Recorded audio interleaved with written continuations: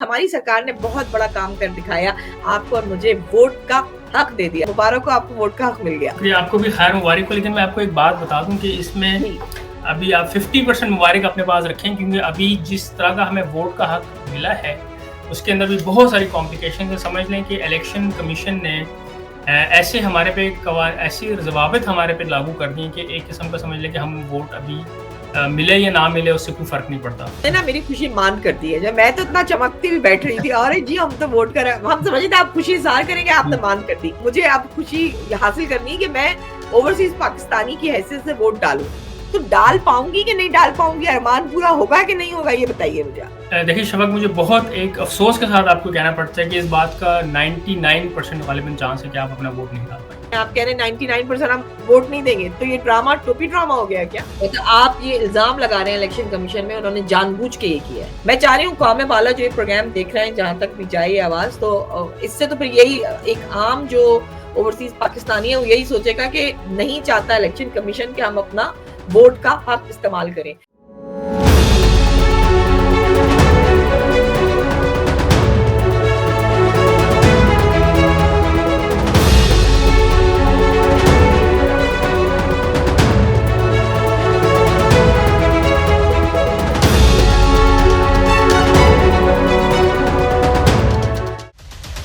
All those in favor of it may say yes. All those in favor may say aye.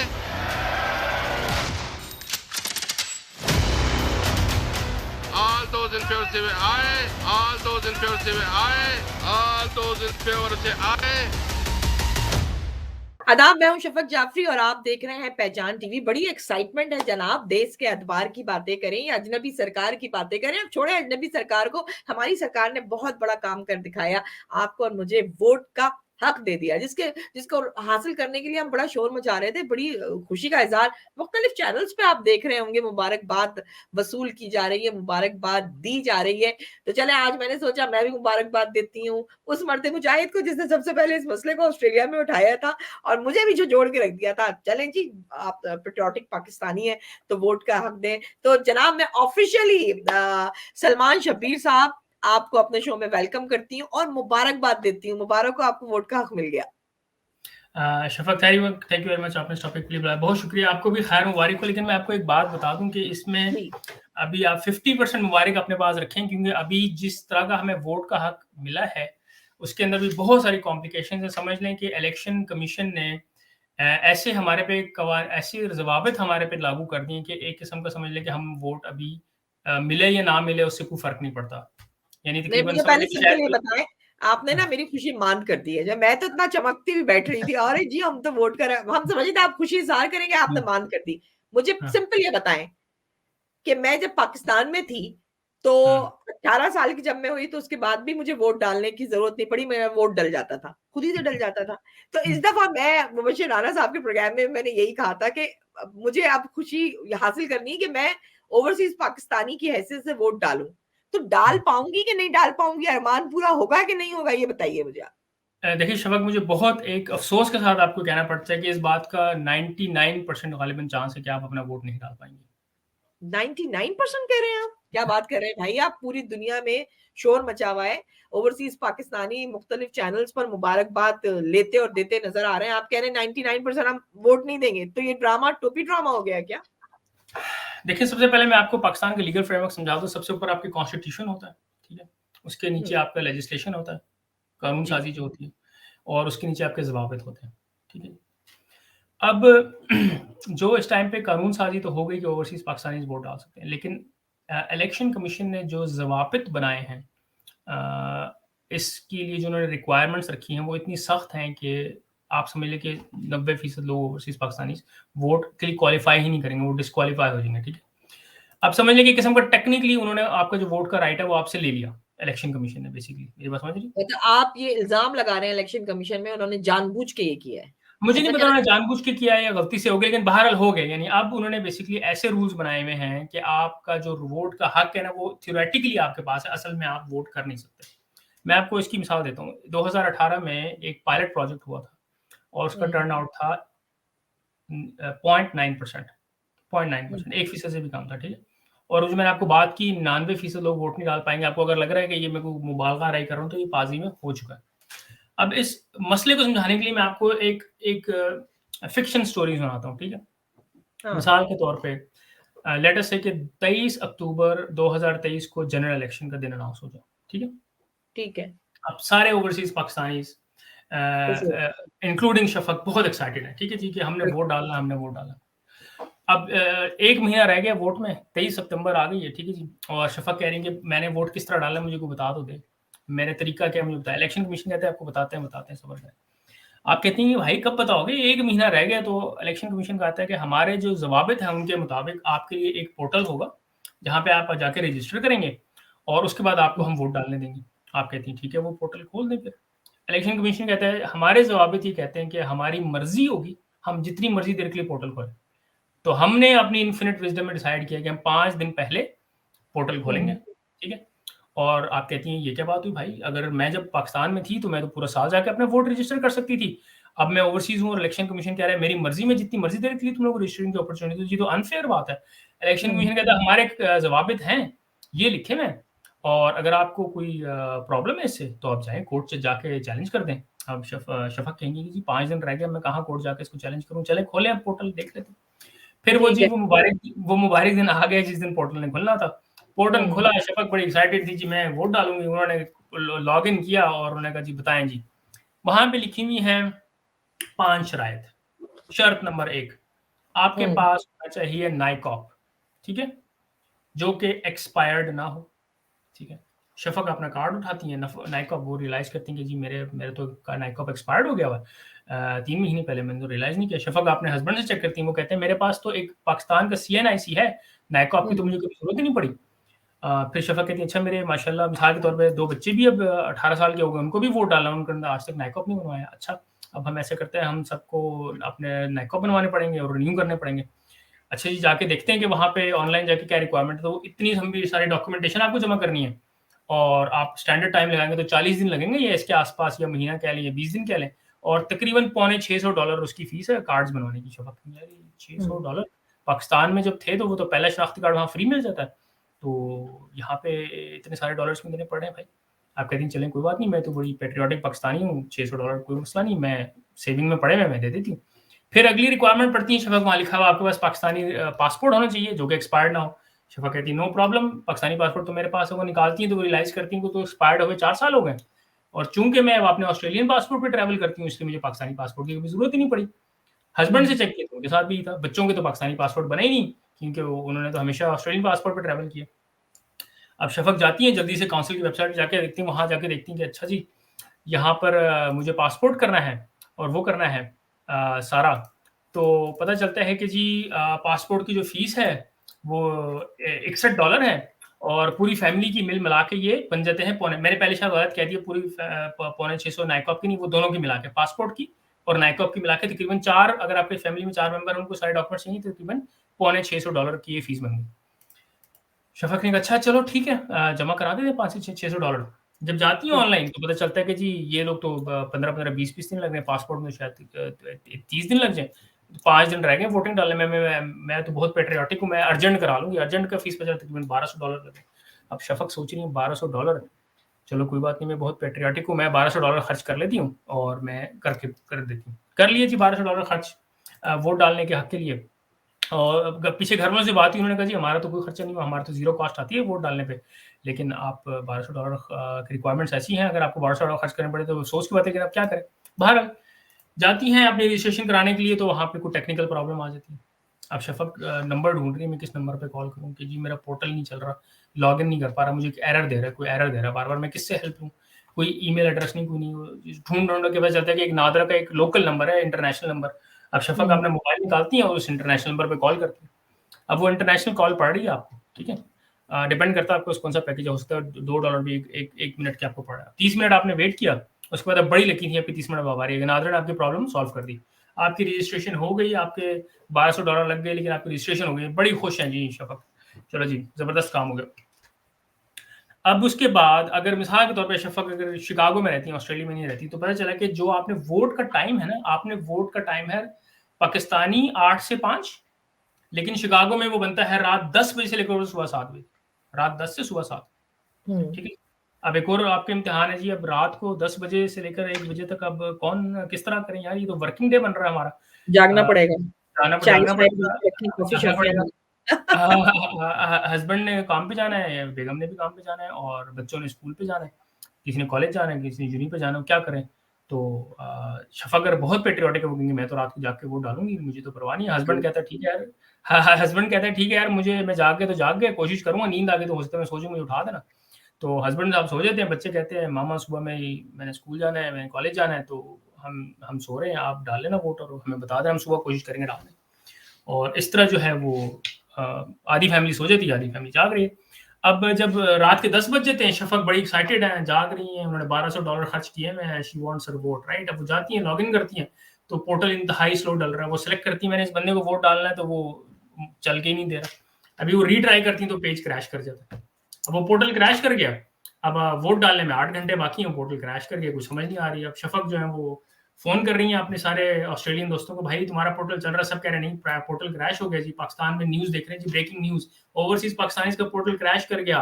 जो portal बनाया था वो उसमें 1 करोड़ पाकिस्तानी जो थे, उनमें से बहुत सारे लोगों ने एक ही साथ वोट डालने की कोशिश की, तो पोर्टल क्रैश कर गया। अब 8 घंटे रह गए, ठीक है, 8 घंटे रह गए और वो पोर्टल क्रैश पड़ा। अब आप बैठ रहे हैं, आप कॉलें कर रहे हैं, आप दोस्तों को पूछ रहे हैं, किसी को एमएनए वाकिफ़ है, किसी को कोई वाकिफ़ है, ट्वीट कर रहे हैं और सोशल मीडिया पे कोहराम मच गया।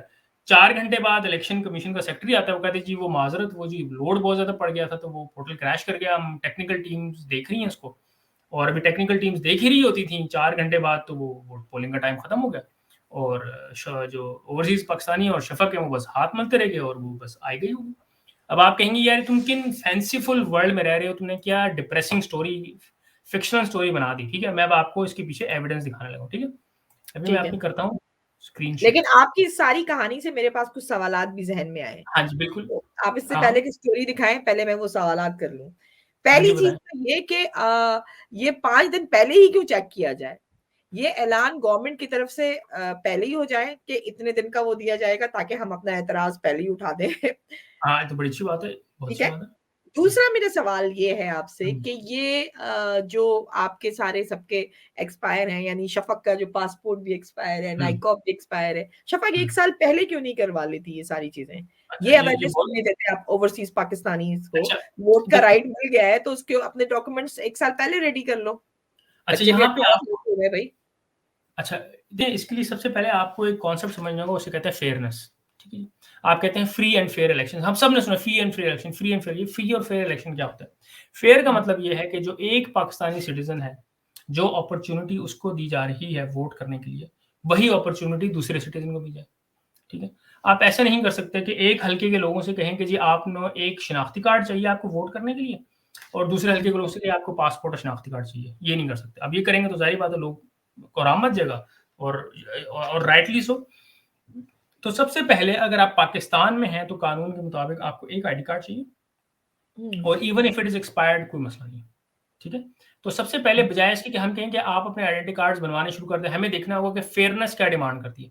तो फेयरनेस ये डिमांड करती है कि आपको कानून में नाइकॉप की रिक्वायरमेंट नहीं है। अगर आपके पास सादा शनाख्ती कार्ड है तो वो आप डाल लें, नाइकॉप है तो नाइकॉप, अगर वो एक्सपायर्ड है तो कोई मसला नहीं क्योंकि पाकिस्तान की ये लेजिस्लेटिव रिक्वायरमेंट है। ये एडिशनल रिक्वायरमेंट्स इलेक्शन कमीशन के रूल्स में है, ये कानूनी रिक्वायरमेंट नहीं है। अगला सवाल करें। अच्छा, मतलब आप ये कह रहे हैं कि ये पहले से हम लोग ये तय कर लें कि हमारा सिर्फ़ एक डॉक्यूमेंट कबूल किया जाए। तो हाँ, इसके उस इसमें दिक्कत क्या है? ये शोर हमारा उठ क्यों नहीं पा रहा? ये बात हमारी क्यों नहीं कबूल हो पा रही? रद्द कहाँ पे हो रही है? देखिए, इन प्रिंसिपल तो हमने तो बड़ा शोर मचाया इस पे, बहुत अरसे से हम लोग लगे हुए हैं, हमने पिटीशंस डाली, हुँ, सेनेटर्स से बात की, एमएनए से बात की। आखिर में बाबर अवान साहब ने कह दिया हमें कि ये मसला जो है, ये कानून का नहीं है, ये हुँ, ज़वाबित का है, जो इसके लिए इलेक्शन कमीशन रिस्पॉन्स याद है ना आपको मैं 3 टियर सिस्टम बताया था, हाँ, जी, कॉन्स्टिट्यूशन, जी। लेजिस्लेशन और वो। जो आखिरी टियर है, जो ज़वाबित का टियर है, वो इलेक्शन कमीशन बनाता है और ये रिक्वायरमेंट्स इलेक्शन कमीशन ने डाली हैं, हुकूमत ने नहीं डाली। तो वो कहते हैं ये हमारी प्रॉब्लम नहीं है, ये इलेक्शन कमीशन की प्रॉब्लम है। ठीक है? अच्छा, इलेक्शन तो कमीशन हुकूमत के अंडर नहीं आता? नहीं, बिल्कुल नहीं, इलेक्शन कमीशन एक आज़ाद इदारा है, वो हुकूमत के अंडर अच्छा, नहीं आता। तो इलेक्शन कमीशन जब आज़ाद इदारा है, तो उस इलेक्शन कमीशन को ये ज़ोर कौन दिलवा सकता है कि तुम हटाओ ये शिक हाँ, हटाओ? देखिए, हम तो अपनी तरफ से बहुत अरसे से लोग रिक्वेस्ट कर रहे हैं कि आपने रिक्वायरमेंट्स लगाई है, इनकी ज़रूरत नहीं है, इसको खत्म करें, लेकिन वो नहीं की। अभी भी आप वेबसाइट पे चलिए, अगर आप कहेंगे तो आपको स्क्रीन शेयर करके दिखाता हूँ, उनकी रिक्वायरमेंट्स अभी भी उनकी वेबसाइट पे यही हैं और मैंने खुद उनको लेटर्स लिखे हैं, ईमेल्स लिखी हैं, उनसे कितनी दफ़ा हम लोग कह चुके हैं कि करें, वो नहीं करते। तो तो इलेक्शन कमीशन ये आपको लगता है ये चाहता है कि ओवरसीज़ पाकिस्तानी अपने वोट का राइट इस्तेमाल ना करें? मुझे उनके रूल्स से तो ये लगता है कि वो नहीं उनके रूल्स चाहते ये कि चाह रहे हैं। मैं चाह रही हूँ कौमे वाला जो ये प्रोग्राम देख रहे हैं, जहाँ तक भी जाए ये आवाज़, तो इससे तो फिर यही एक आम जो ओवरसीज़ पाकिस्तानी है, वो यही सोचेगा कि नहीं चाहता इलेक्शन कमीशन कि हम अपना वोट का हक इस्तेमाल करें। जो एक और चीज़ जो मेरे सामने आई है आपकी गुफ्तगू से, जो आपने कहा कि हेल्पलाइन्स नंबर, बड़ा ही इम्पोर्टेंट आपका आपने रेज़ किया है, ये जो आपका कंसर्न है और इसको देखना चाहिए, यानी हम कहाँ जाके फरियाद करें? तो क्यों ना हुकूमत पाकिस्तान से ये दरख्वास्त अभी से कर दी जाए कि एक हेल्पलाइन हमारा एक नंबर हमें जारी कर दिया जाए, जिस पे हम अभी ट्राई करना शुरू कर दें। वज़ीर-आज़म बैठते हैं, लाइव कॉल्स भी लेते हैं। बहुत सोने का ये भी ड्रामा होता है, पहले से कॉल्स बुक हुई हुई होती हैं और जो अपने मतलब की कॉल्स आ रही होती हैं। तो अब मैं आप जैसे लोग जो हैं, जो कि आज़ाद फ़िज़ा में साँस ले रहे हैं और बात करते हैं आज़ादाना, हम भी ट्राई करके देखें कि हमारी हेल्पलाइन पे लाइन मिलती है या नहीं। तो क्या कहते हैं सलमान, इस पे ज़ोर दिया जाए कि अभी से एक नंबर दे हेल्पलाइन नंबर हमारे लिए जारी किया जाए? देखें ये हुकूमत की ज़िम्मेदारी नहीं है, इलेक्शन कमीशन की ज़िम्मेदारी है कि वो सारी चीज़ें रेडी करें। मेरी बात समझ रही हैं? हुँ, इलेक्शन कमीशन को ये चाहिए है कि वो एक रजिस्ट्रेशन का पोर्टल ओवरसीज़ पाकिस्तानीज़ के लिए 24/7 365 पूरा साल 24/7 खोल कर रखें। जिस तरह हुँ, रेज़िडेंट पाकिस्तानीज़ को हर वक़्त अपना वो रजिस्टर कर सकते हैं वोट सारा साल, इसी तरह ओवरसीज़ पाकिस्तानी के पास भी एक ऑप्शन होना चाहिए, ठीक है? ठीक और होगा। अगर वहाँ पे कोई रजिस्टर करते हैं, उसको कोई प्रॉब्लम हो, तो उसके लिए कॉल सेंटर होना चाहिए, ऑनलाइन चैट होनी चाहिए, मैसेजिंग की फैसिलिटी होनी चाहिए, सपोर्ट के ऑप्शन होने चाहिए। तो ये तो आज कर सकता है ना इलेक्शन कमीशन, इसके लिए तो कोई मसले की ज़रूरत नहीं है। अगर उनको नादरा की हेल्प चाहिए, तो वो नादरा से कह दें आप बना दें। अब अगर आप मुझे कहें कि यार ये तो बहुत फैंटास्टिक और बहुत ही पेसिमिस्टिक किस्म के इंसान हो, तुम सारी बातें कर रहे हो, ये क्या है? क्यों तुम हाँ, खुश नहीं हो रहे, ठीक है? मैं आपको मज़े की बात बताऊँ, इसमें से जितनी सारी बातें की, इनमें से बहुत सारी बातें हाँ, इलेक्शन कमीशन खुद कर चुका है। जब उन्होंने एक पायलट प्रोजेक्ट कराया था, तो उसके बाद उन्होंने एक रिपोर्ट लिखी थी, उसमें ये बहुत सारी चीज़ें उन्होंने खुद लिखी हुई हैं कि हमें ये करने की ज़रूरत है, हमें ये करने की ज़रूरत है। हमें पा उन्होंने लिखा हुआ है कि हमें पासपोर्ट की रिक्वायरमेंट की वजह से लोगों का टर्नआउट खराब हो रहा है, ये पासपोर्ट की रिक्वायरमेंट कानूनी नहीं है। ये उनकी रिपोर्ट के अंदर लिखा हुआ है कि पासपोर्ट की रिक्वायरमेंट कानूनी नहीं है और इससे हमारा टर्नआउट सप्रेस हो रहा है, अब टर्नआउट लो हो रहा है। इससे ज़्यादा यानी वो खुद एडमिट कर रहे हैं और उनकी ऑफ़िशियल रिपोर्ट में ये बातें लिखी हुई हैं, तो इससे हुँ। ज़्यादा क्या बात हो सकती है? तो अब वाक़ई यानी एक अजीब-सा मुअम्मा बन गया है कि समझ नहीं आ रहा कि इलेक्शन कमीशन जब खुद लिख रहा है, इलेक्शन कमीशन जब खुद कह रहा है, तो फिर ये चेंज क्यों नहीं ला रहा? मतलब वो हमारी बात को क्यों नहीं सुन रहा? इसमें हम आगे भी आपसे गुफ्तगू करेंगे, लेकिन मुझे एक छोटी-सी बात और बताएँ कि एक वीडियो है जो बड़ी वायरल हुई है। एक नहीं बल्कि 2-3 वीडियोज़ हैं जिसमें पाकिस्तान की आवाम जो है वो चिल्ला रही है, कहा ये जा रहा है। अब वो भी फेक हो या जो भी हो, लेकिन उनका कहना ये है कि आखिर ओवरसीज़ पाकिस्तानी जो इतना खुश हो रहे हैं, उनको वोट का राइट दिया जा रहा है, वो सारी सहूलियात इस्तेमाल करते हैं बाहर मुल्कों में रहकर। वो टैक्स देते हैं तो उनको सहूलतें भी मिलती हैं, हमसे ज़बरदस्ती टैक्स भी लिया जाता है, हमें सहूलतें भी नहीं मिलती हैं। तो ये राइट सिर्फ़ पाकिस्तान में बसने वाले लोगों को होना चाहिए कि किसको मुंतखब करके लेकर आएँ, क्योंकि हम इस हुकूमत से अब खुश नहीं हैं। तो ऐसा तो नहीं है कि आप उन बेचारों का हक छीन रहे हैं ओवरसीज़ पाकिस्तानी और इसीलिए इलेक्शन कमीशन ये समझते हुए आपको ये राइट देना नहीं चाह रहा? जी, सलमान।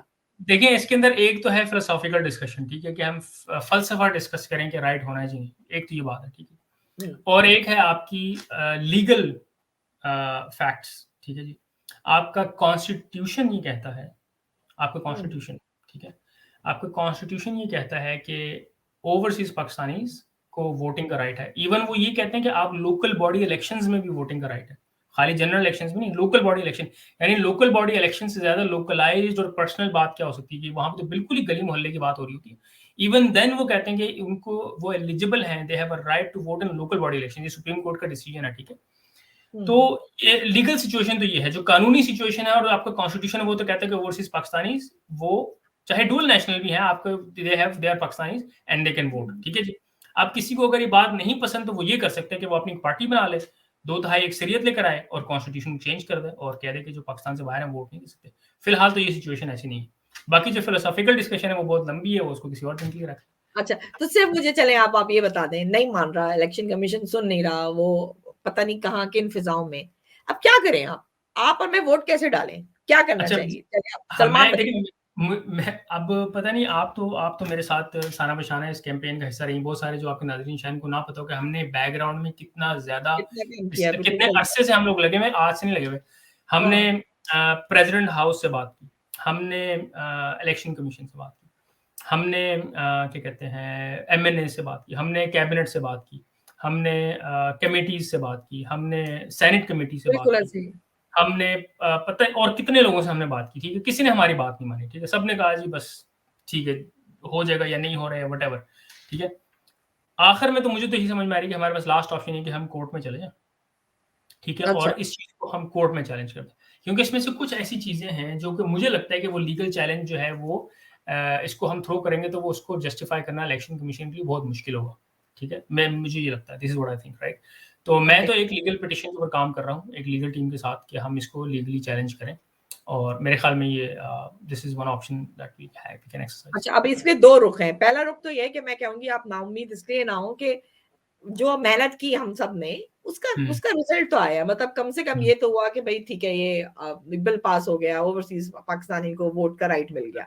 मेरे ख़्याल में एक स्टेप अब आगे और बढ़ा जा सकता है, वरना तो आप उस स्टेप पर भी नहीं पहुँचे थे ना, इसका हाँ पॉज़िटिव जी, पहलू ये देखें।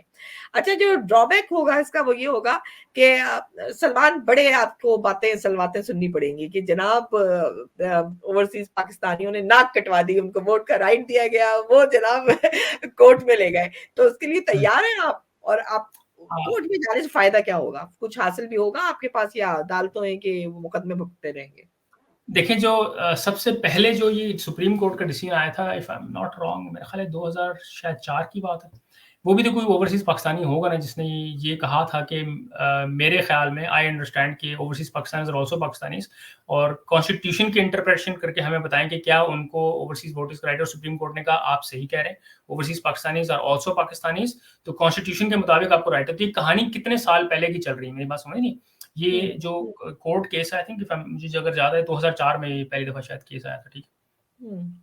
तो वो भी तो कोई गया ही था ना अपना हक लेने के लिए, तो हम भी जाएँगे अपना हक लेने के लिए। तो देखिए हम ये तो नहीं कह सकते कि क्या आउटकम होगा। हमारे ख़्याल में ये हमारी कॉन्स्टिट्यूशन जो हमारा आईनी हक है उसके साथ ये ज़्यादती है, ये रिक्वायरमेंट्स डालना, ठीक है? ये हुँ। जो फेयरनेस का बेसिक रूल है और इक्वालिटी के सारे सिटिज़न्स बराबर हैं, उनको फेयर हक है, उसकी ये सरासर खिलाफ वर्ज़ी है और हम इसको चैलेंज करने के लिए कोर्ट जाएँगे। अब आगे क्या होता है ये तो अल्लाह मालिक है, अच्छा, ये देखा अब जाएगा। भाई ये बड़े खतरनाक मोड़ पर हम इस प्रोग्राम खत्म करने वाले हैं और यहाँ से फिर आप आपकी आरा, आपकी एडवाइसेस के सलमान को और क्या करना चाहिए और हम सबको हाँ, मिलके क्या करना चाहिए। हमें अगर हाँ। अपना वोट हासिल करना है तो देखिए सलमान की ये शफ़क़ की जंग नहीं है, ये आप सबकी जंग है। हाँ। सलमान क्या तैयारी कर ली है, कोर्ट में कैसे जा रहे हैं, कब जा रहे हैं और आपको क्या हेल्प चाहिए? अगर आप सही हैं और अगर आप गलत हैं तो आपको रोका कैसे जाए? ये दोनों बातें आप ही बता के जाएँ हमें आज। देखिए, मैं गलत हूँ या तो मुझे को मैसेज करके, कॉल करके बता दें कि जो मैं बातें कर रहा हूँ वो फैक्चुअली गलत है, ठीक है? मेरे पास इस टाइम पे वेबसाइट पे खुले हुए इलेक्शन के रूल्स, ठीक है? अगर हुँ, मुझे को बता दें कि मैं गलत वर्ज़न देख रहा हूँ और इसमें ऐसी कोई बात नहीं, तो मैं ज़ाहिर बात है नहीं जाऊँगा और मैं कहूँगा चलो ठीक है यार, किसी को शौक तो नहीं होता ना कोर्ट जाने का। और अगर मैं सही हूँ तो फिर हम कोर्ट जाएँगे और कोर्ट हमें बताएगा कि हम सही हैं या गलत है। और सपोर्ट क्या चाहिए? देखिए हम लोगों का फेसबुक अकाउंट है, ट्विटर अकाउंट है और हम लोगों का गोफंडमी पेज है, ठीक है? अगर आप इस इश्यू से अपडेट रहना चाहते हैं तो हमारा ओपी वोटर्स के नाम से आपको मैं लिंक दे दूँगा, शफ़क़ आप इस डिस्क्रिप्शन में डाल दीजिएगा लिंक्स। बिल्कुल, उसको बिल्कुल। फ़ॉलो कर लें, वहाँ पे लेटेस्ट अपडेट्स हम पोस्ट करते हैं और अगर कोई इसको सपोर्ट करना चाहता है, फाइनेंशियली सपोर्ट करना चाहते हैं तो हमारे गोफंडमी पेज है, क्योंकि ज़ाहिर बात है ये सबका मसला है और हम हाँ। एक गोफंडमी पेज बनाया हुआ है जिसमें लोग डिफरेंट लोग आके इसको फंड करते हैं, जिससे हम लोग सारी कैम्पेन्स और सारी इस तरह की जो खर्चे-वर्चे उसमें से निकालते हैं। तो उसमें अगर कोई सपोर्ट करना चाहे तो मोर देन वेलकम, उसमें आप सपोर्ट करें। चलिए, thank you so much Salman, आपने बड़ी टेक्निकली बातें जो थी बड़ी आसान लफ्ज़ों में कहानियाँ बड़ी अच्छी सुना लेते हैं हुँ, सलमान, लेकिन ये ना बड़ी हकीकी कहानियाँ हैं। तो हुँ, थैंक यू, आपको मैं दोबारा ज़हमत दूँगी इंशाल्लाह जब आप कोर्ट में केस रेडी कर लेंगे। जी, बात ये है उन सारे बहन-भाइयों से कि जिनको शिकायत ये है कि वोट का राइट जो ओवरसीज़ पाकिस्तानियों को दिया गया है, वो उन तकलीफ़ों से नहीं गुज़र रहा है, जो पाकिस्तान में रहने वाले तकलीफ़ों से गुज़र रहे हैं। सो मैं थोड़ा-सा यहाँ पे आपसे इख्तिलाफ़ करती हूँ क्योंकि जब जिस्म के किसी भी एक हिस्से में दर्द होता है, तो पूरा जिस्म उससे मुतासिर होता है। तो हम आपके जिस्म का हिस्सा हैं। मुतासिर हम भी होते हैं क्योंकि हमारी फैमिलीज़ भी पाकिस्तान में रहती हैं, जिनको एक बड़ा ज़राए मुबादला हम यहाँ से भेजते हैं। हमारा दिल पाकिस्तान के साथ धड़कता है, तो आप हमसे ये वोट देने का हक ना छीनें।